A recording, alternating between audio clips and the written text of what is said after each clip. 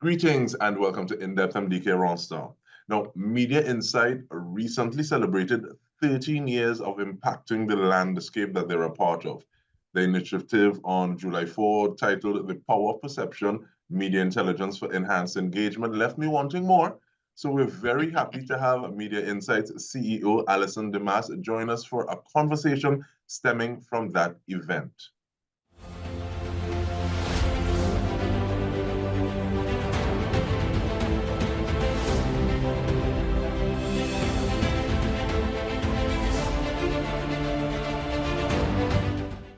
Thank you so much for joining us, Allison. And I want to say no, not just Allison, but former NCC chair, former COT CEO, advocate for the arts, CEO Media Insight Limited, passionate about media monitoring and Caribbean creativity and development, Allison Demas. How are you?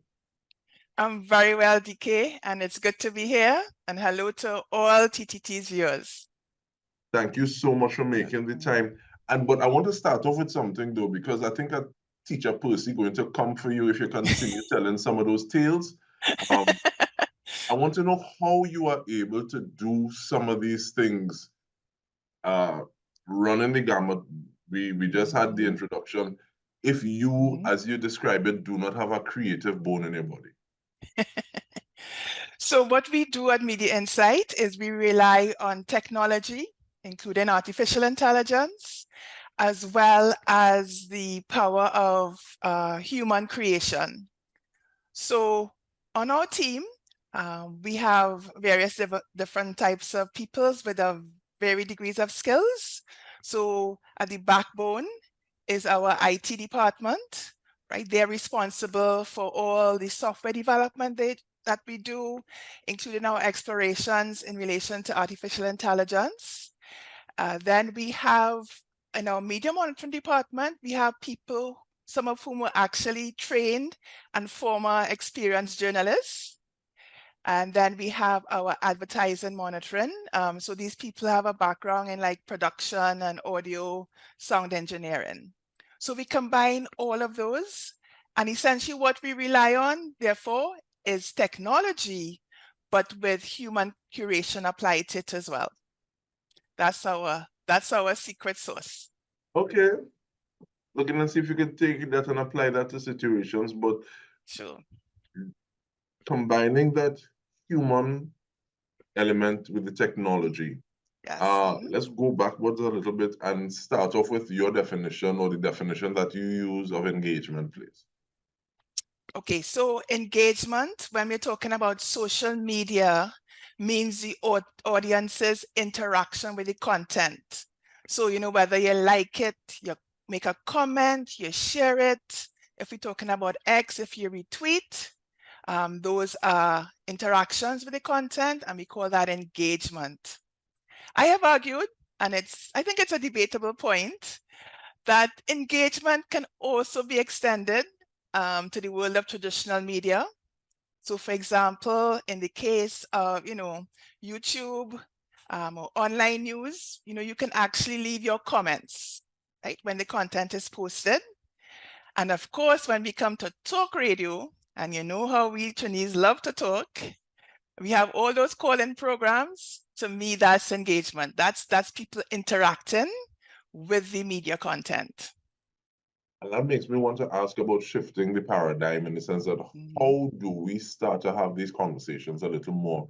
Because when we even look at what do we mean when we mean traditional media? Because to your point, yes. if there's the same newscast or the same piece of content that is going over traditional media, but it is now online, so people can also leave their comments, interact with it in that sort of way. How do we start to define, or are there new parameters that we need to look at? Yeah, I think there are definitely new parameters. And what we're really seeing is a sort of seamless integration of all the various types of media. So we have traditional now really living in the online and the social world. I mean, it would be a good idea, for example, TTT to do a survey. How much of your audience views you via Facebook, right? Or maybe a YouTube, as opposed to actually, you know, free-to-air television.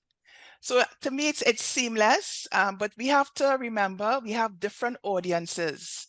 So the people who be watching free-to-air television is a different audience, perhaps a more mature audience than, let's say, those who be viewing on YouTube or Facebook. That brings And I me think to it's really important for all of those, whether you're in media, in marketing or communications, to be aware of that. And you have to determine, okay, who is your audience? And therefore, what message audience? And what is the means by which you're going to reach that audience? What are the various channels of communication and media that you're going to use to reach your audience? And it feels as though you started to answer already, but how significant is it, the ability to measure in order to manage or to make data-driven decisions? Well, I think it's critical, and that's really at the heart of what we do at Media Insight, because we can no longer really rely on intuition, even perception, how we feel, who we like, who we know. We now have the tools available where we can actually look at the data.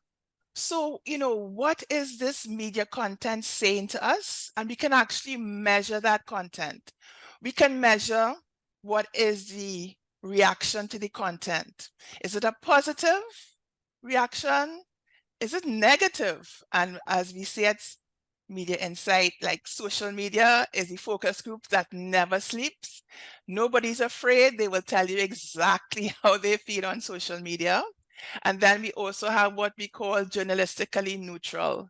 That's more like fact-based reporting, not necessarily taking a side or, portraying something in a positive or a negative light.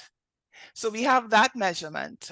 Also very important to measure would be the volumes of mentions. In other words, how many times did a particular brand or organization, a topic, a business executive, how many times are they being mentioned? Is there a period where there's like a high volume of mentions? Could be a crisis, for example. It could be, in the middle of elections. So there'll be a lot of political and campaign news. And it's important that we track that over a period of time. Other important measurements are engagement. So is the content, the media content, how are people reacting to it? Do they like it? Are they apathetic? They just don't care? Or do they feel strongly, against it, about the topic? And then there's also reach. Again, we can actually count what is the audience that you're reaching, or even better yet, what are the impressions, i.e. the actual number of views that the content is getting. So we have various measurements, and that is one of the main functions that we do at Media Insight. Does Media Insight promote company, brand, organization knowing themselves before they start to do things like this? Because, and I ask that question because I can imagine someone possibly wanting their brand or image to be front and center when people are looking at the things that they disseminate. I can also see some individuals possibly wanting the content to speak for themselves, so they're kind of behind. So even in letting their work speak for themselves, as opposed to when you think of X, it's because of X's product. And some people may want you to say, okay, well, when you think of X, it's because you're thinking of X itself. And they also sell these things. Yes. Yes, that's quite right. So it depends, and the data from Media Insight, the actual media intelligence will inform your strategy. And yes, you're correct. Some people adopt a deliberate strategy. For example, no, we do not want to be in the limelight. We don't want to be in the news. We want to be quietly doing our thing. Whereas for others, where the promotion of a product or a service is paramount, then yes, they definitely want their brand to be seen out there, or their particular cause that they're championing. So it really depends on the internal strategy. And therefore, you can use the data that is generated by Media Insight to help you make those strategic decisions. I want us to go through the process of how it is we say, oh, I want to do this. Let me reach out to Media Insight. But we do that when we return from the break. We are speaking with Media Insight CEO Allison Demas. Stay with us. We'll return after this.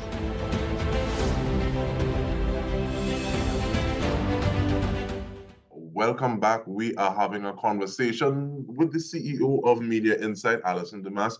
And what are some of the things that trigger individuals reaching out to Media Insight to say, okay, well, yes, you can take me where I want to go? What is that? Some of the, connect those dots for me, thank you.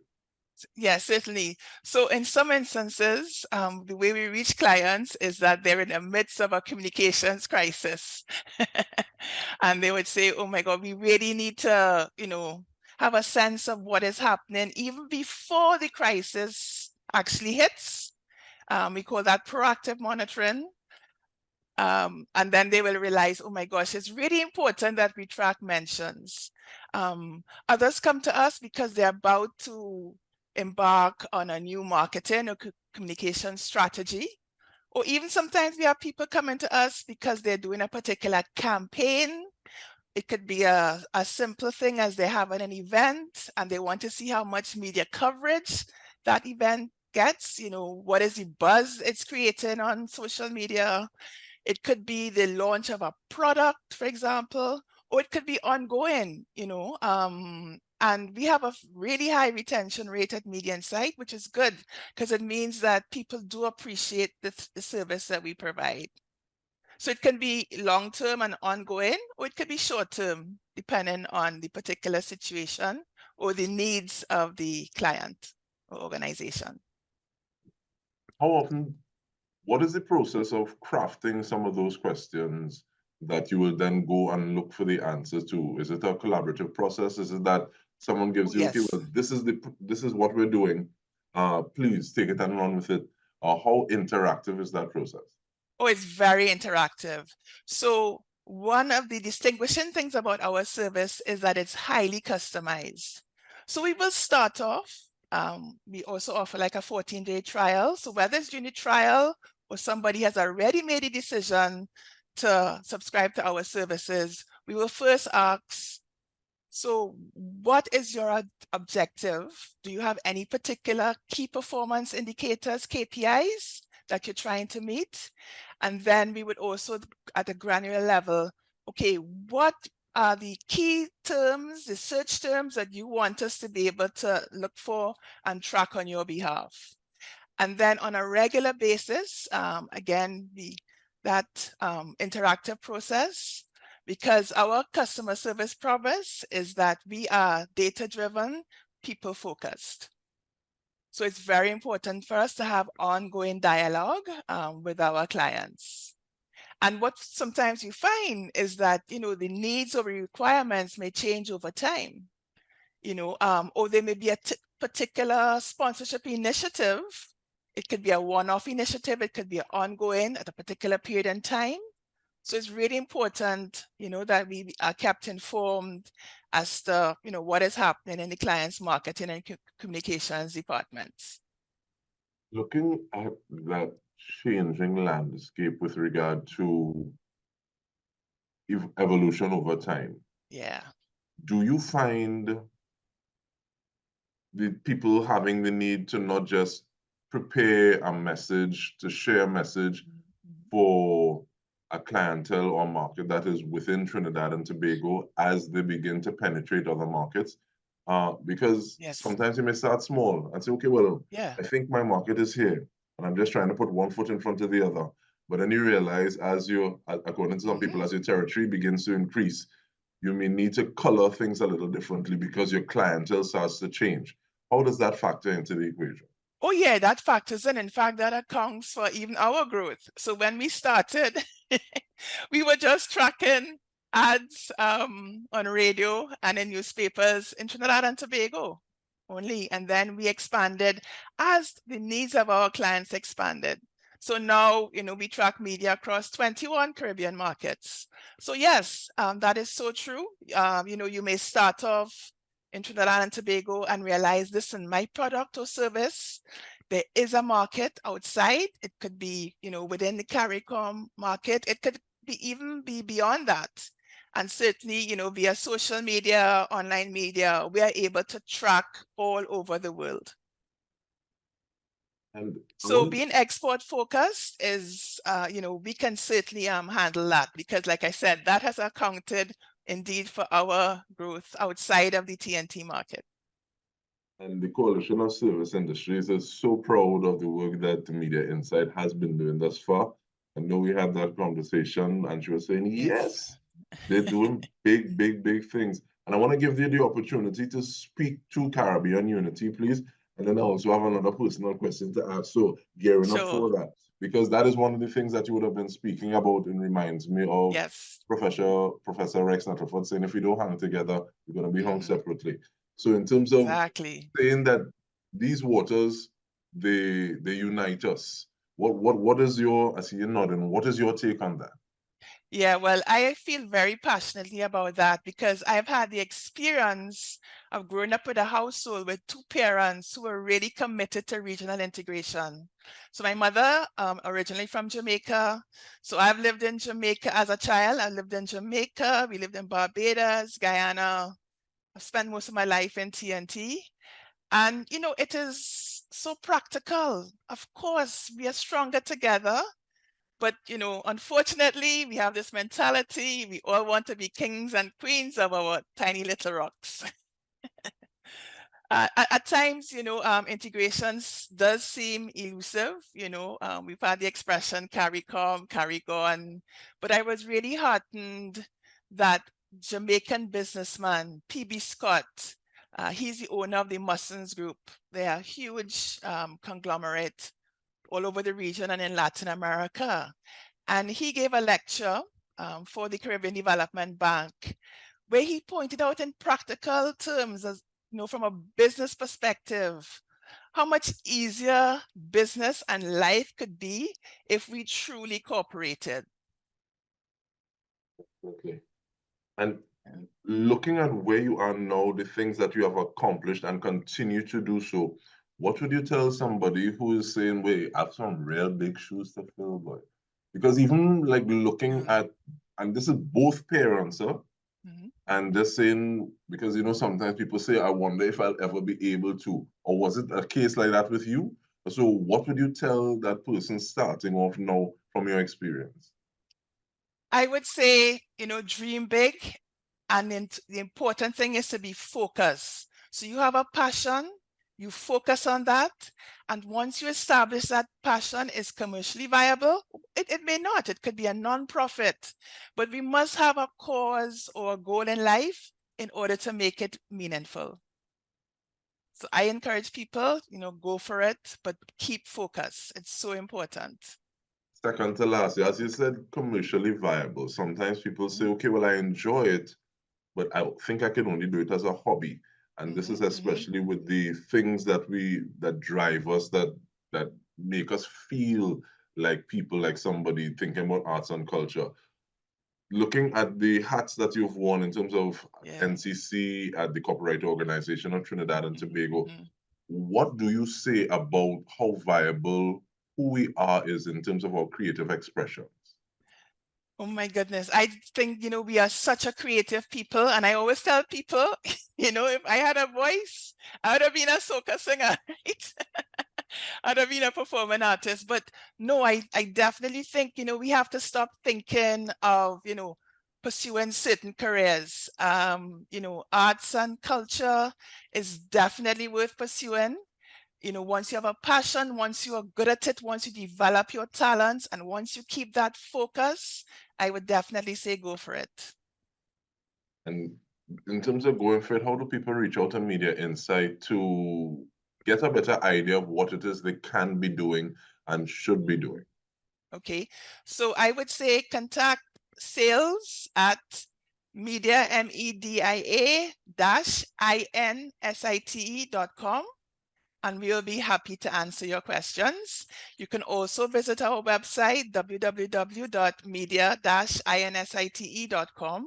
We have a wealth of information on our website. We want to thank you so much for sharing some of that wealth with us, CEO of Media Insight, Allison Demas. And on behalf of the entire TTT News team, this has been In Depth with Media Rostant. Thank you so much for joining us.